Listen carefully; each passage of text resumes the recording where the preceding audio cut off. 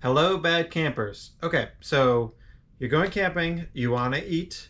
You usually do that, you find on a day-to-day basis, and you're not sure how you're going to do it in the woods at your KOA or something like that. So I just got back from a week-long trip to the Smoky Mountains where we were staying at a KOA, and this is what we had for our primary cook setup. And I just wanted to go through it. This is just the box, what I had. And though I think maybe a couple of things got taken back into the kitchen to get used. And I just wanted to show what I have in here. This is 10 years of experience of putting together a camping kit on the cheap. And so I'll just show you what you got. So first off, stoves. If you're going camping, you're probably going to need heat. And the big thing comes down to what type of cooking are you going to be doing?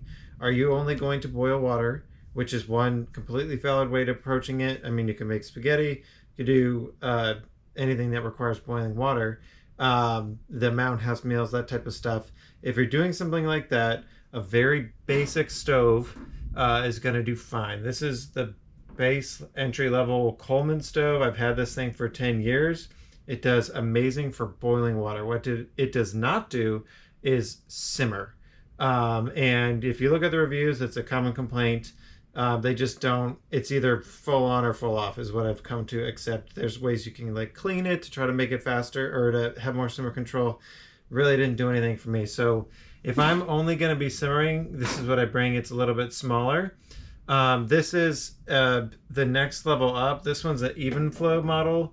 And this was my first time using it, and it worked great for simmering. So I know looking at the reviews there are some mixed ones, but I had no problem with my particular model of being able to get low temperatures for simmering, for pancakes, for cooking with cast iron pots, even just eggs. Like this one, there was no way to get a cast iron anything other than just scalding hot. And so pancakes were a nightmare. This thing's just easy. It's like your stove at home. If you got gas, it's just however you want to do it. It did great. So that's your stoves. I'm gonna move this off the way. The next thing I bring is a little table. They make, like custom camp kitchen table majigs with like stands for bags and all sorts of things. Those are fine if you have the space. But they're pretty one-dimensional as far as their purpose and use case. This is just a standard, like cheap lifetime folding table that I got at Walmart 10 years ago. And the reason I like to bring a separate table like this is usually there's like one picnic table at your site. And if you're trying to cook on your eating surface, it just takes up all the space and then there's not room. So I like having a separate space for it. It's a luxury item. It's not required, but it folds up, takes up almost no space in the car. It's really easy to go and do all that. Next thing I have in here is a little solo stove. And I don't use this for cooking. What this is for, and I'm going to make a whole nother video on this, I think, is distracting children. Hands down, this is the most effective tool I found so far for keeping young children entertained, which is to just give them fire. So with this one, either in the morning when we're packing up or when we first get there and you're trying to get everything going but you don't have your fire going yet, I just say, here kids, I put some tinder in there and I say, you guys got to get sticks. They run, they get sticks, and it entertains them the whole time. Wonderful game changer for childhood attention. And this is in no order. This is just what I have it in here. This is how it was packed coming back up. I keep a roll of duct tape in there, mainly because this box is the most easy to access thing, depending on if there's bears where we're going. I'll just leave it outside. And so it's kind of like the campsite multi-use box at the same time. So I'll have my duct tape because there's always something that's breaking that you need some tape on. I've got gloves in there. This is useful for the fire or handling a cast iron pot or something like that. There's another one in there somewhere. A citronella candle. I always bring one of these in case there's mosquitoes. It's usually on the top. It's the first thing I light up when we're setting up camp. I have these cheapo camping mugs. You can get these all over the place, any brand. I think all of these I got at yard sales. for like $1 a piece tops. So, you know, they're great just because they don't break. I used to bring my ceramic ones before I found these at a yard sale, and I lost a couple nice ceramic ones because I thought it would be cheap and just bring what I had, and then they broke. So that didn't actually save me any money. Okay, utensils, and this is where I keep this box typically just kind of loaded up, ready to go at any time with my core stuff in it, except for the stuff that I grab from my kitchen. So these are all utensils that are in my kitchen usually. This is with like my grill. These are stuff that's in the kitchen that I need to put back before somebody finds it, that they're gone. So I just grab what I have at home because that's what you're using.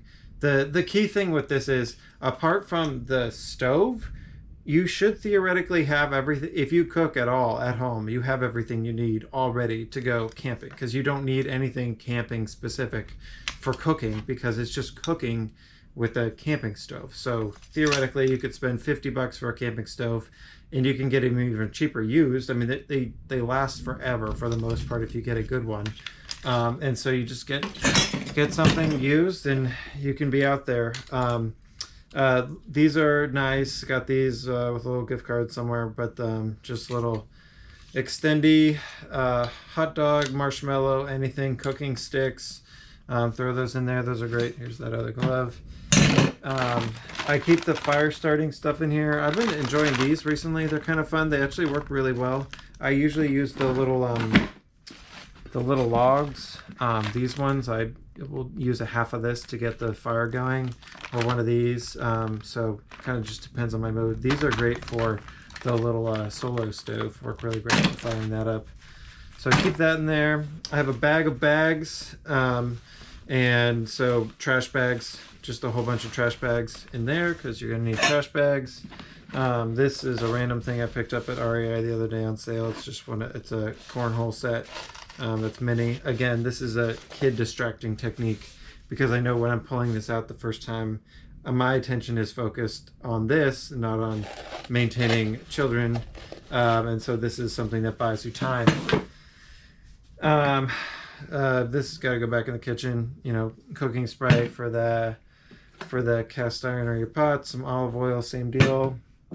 Two more of these guys. I usually try to reuse them so I don't have to clean them as many of them every single night. A cutting board. This is a big lesson learned. You need to have a little cutting board around for cutting stuff, because all of a sudden you'll be like, oh, we want to cut a cucumber. That's easy. And then it's not easy because you don't have a cutting board, and you don't want to do it on some table that's been sitting out in the woods for 3 years. Usually I have a roll of paper towels in here. I've been putting this in here. This is a little mini clothesline, which again, because this stuff's going to be outside, the clothesline is most likely outside. So I just put it in there. Plates, depends on the trip and how long I'm going and what I have. Usually if it's just a couple days, it's going to be disposable. Everything's disposable because I don't want to wash dishes. It's a pain to haul your kit and wash everything. So you just bring disposable. This was a longer trip, so I brought my kids' favorite plates, and we had access to a sink in our cabin, so that made cleanup easy. But yeah, a couple things with your kids. If they have favorite plates, bring the favorite plates, so that way you're minimizing how many new things they have at a time. This is a little stove that I'll bring, mainly because if you're just like doing some quick oatmeal for like one person or something, and you don't have the other stove set up, like if you take it down at night, because you don't want food, smelly stuff out on your campsite, this is an easy way to just fire up and boil some water real quick. So I just got a little pocket rocket and a little stove, and this is what I'll use for backpacking. And then bring the bigger canister with it, since you can just throw it in here. You don't need a small one. That one's totally a luxury item compared to like the main kit, and I didn't use this at all this past week. So fuel for the stoves. These last longer than you'd think. I keep trying to kill another one that I've had. I used it the whole trip, and I thought it was already low, and it's still going. And then I used it at home when I got home. It's still going. So, you know, for a week of heavy use, if you got 2 of these, you're probably going to be totally fine. And so I just have these once I've started using one, I just mark it like a P with a Sharpie so that you can tell it's partial, and then that's the one I use until it runs out. Spices. These are some of the things I got back in already, but I'll bring salt, pepper, a couple different spices. It's like a steak if you're doing burgers, or just anything like that. Old Bay, the classics. I'll throw a couple clips for bags that you're opening and closing with food products as you're going. So you got a couple of those around. A can opener. Most people have a multi-tool or something, but you just don't want to be stuck there without one of these if you forget it. Same thing, another classic forgotten thing is a corkscrew for wine bottles. This is a little cute KOA one. It's kind of clever actually. But, you know, you can just bring the one from home. I usually throw a few tent stakes in just for redundancy, because tent stakes always break and then you always run out.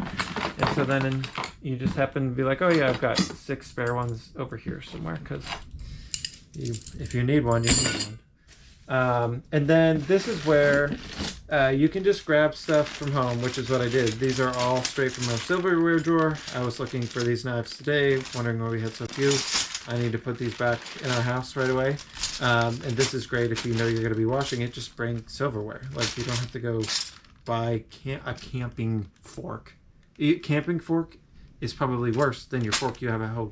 And you're not, if you're going backcountry camping, it's not like you're bringing a fork anyway. So if you're doing this where you've got this type of setup, just bring your silverware from home, or go to Goodwill and get some old silverware and just throw it in your bin and leave it. I should probably do that now that I say that. Same thing with pots. If you have really nice pots at home that you don't want to bring, then go to Goodwill and just get a couple junk ones and then throw them in a camping bin so they're always ready to go. I've got a bunch of pots that we've retired from our rotation.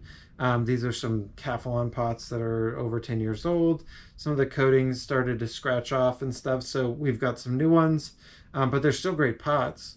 And so we just put them out here in this kit, and they're always ready to go.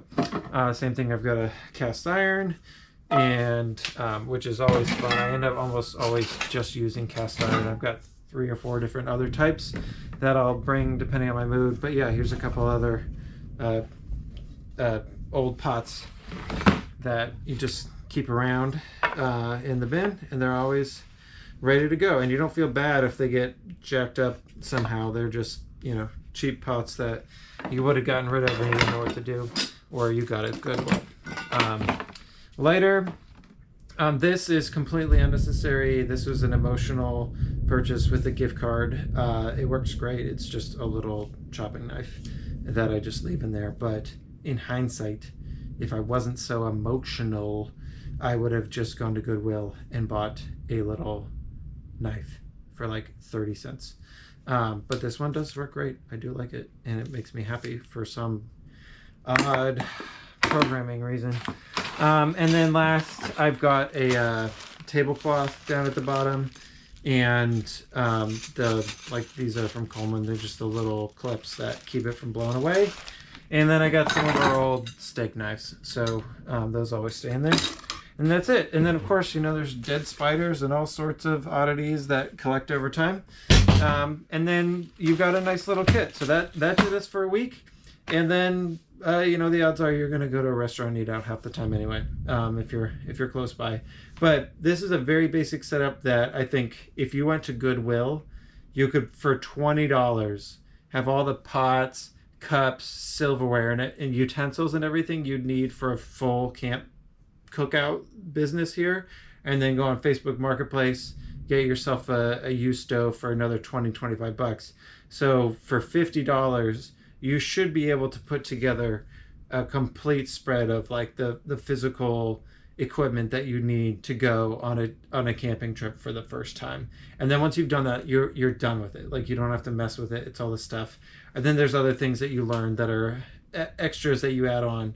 but I just wanted to show that you can very cheaply, easily, and quickly put together a camping kit. It shouldn't be a barrier for cooking if you want to cook some good meals out there just for your physical equipment. Thanks.